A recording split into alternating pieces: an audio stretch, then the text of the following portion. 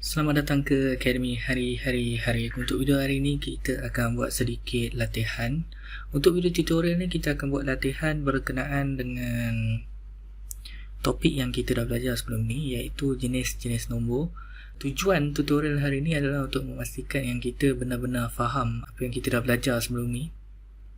Jadi tanpa membuang masa, kita teruskan dengan soalan yang pertama, iaitu berikan contoh nombor asli. Jadi untuk nombor asli seperti yang kita belajar sebelum ni terdiri daripada sama ada nombor pembilang ataupun nombor bulat. Jadi bila ditanya untuk berikan contoh nombor asli, jawapan dia apa? Okey, walaupun sebelum ni kita belajar yang nombor asli boleh termasuk kosong ataupun tidak termasuk kosong, tapi secara kebiasaannya nombor asli, kalau ditanya, kita cuma perlu berikan nombor 1, 2, 3 dan seterusnya, iaitu nombor pembilang. Kerana kebiasaannya bila disebut nombor asli bermaksud nombor pembilang. Dan ini adalah nombor yang mula daripada 1. Tak kisah berapa tinggi pun nombornya. Mungkin 71 dikira nombor asli, 2000 pun dikira nombor asli. Okey, apa-apa nombor yang lebih tinggi daripada 1 dikira nombor asli. Okey, untuk soalan kedua, berikan contoh integer. Okey, kalau masih ingat tentang integer. Okey, integer terbahagi kepada beberapa jenis nombor, iaitu berapa nombor?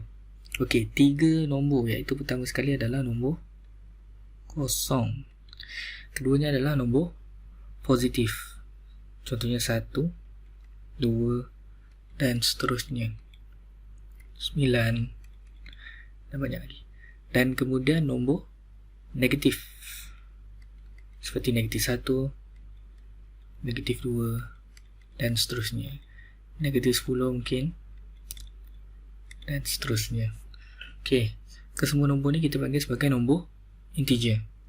Okey, untuk soalan ketiga, berikan contoh nombor nisbah. Okey, seperti yang kita dah belajar sebelum ni, nombor nisbah adalah apa-apa nombor yang boleh ditulis dalam bentuk pecahan. Jadi contoh yang kita dah belajar sebelum ni apa? 1/2. Contoh lain lagi, 1/3. Okey, tapi macam mana dengan nombor 2 contohnya? Adakah nombor 2 nombor nisbah? Ya, nombor 2 pun dikira sebagai nombor nisbah, sebab kita boleh tulis nombor 2 sebagai 2/1. Betul tak? Okey, jadi 2/1 adalah sama dengan 2. Jadi nombor 2 adalah nombor nisbah. Samalah dengan nombor-nombor lain seperti negatif 1 pun dikira sebagai nombor nisbah. Senang cerita, nombor integer dan nombor asli kesemuanya adalah nombor nisbah. Okey, selain daripada nombor-nombor ni ada lagi, contohnya nombor perpuluhan seperti 0.3. Okey, kenapa 0.3 dikira sebagai nombor nisbah? Kenapa? Okey, 0.3 dikira sebagai nombor nisbah kerana kita boleh tukar nombor 0.3 ni ke dalam bentuk pecahan menjadi 3/10. Jadi dia dikira nombor nisbah. Okey, sama dengan nombor perpuluhan yang berulang-ulang. Contohnya 0.333 dan tak berhenti-henti nombor 3 je tu. Ini pun dikira sebagai nombor nisbah.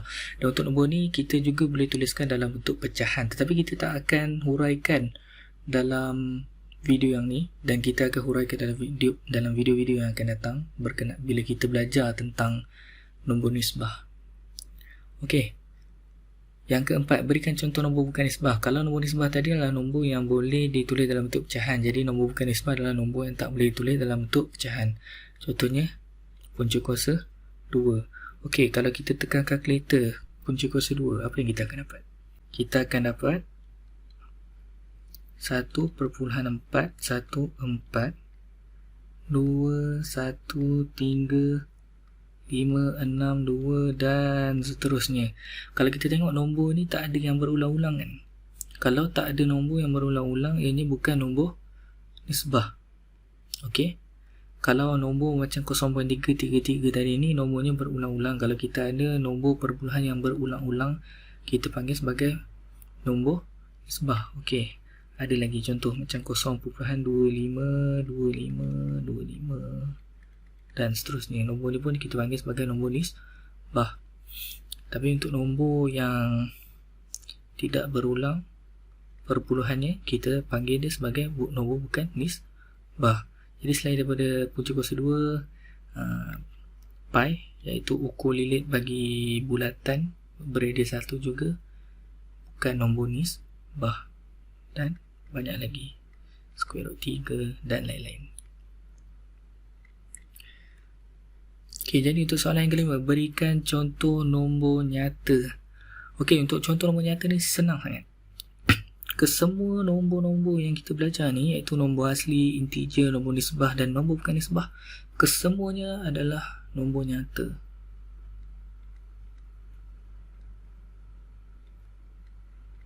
Kesemua di atas. Jadi kesemua di atas ni adalah contoh nombor nyata.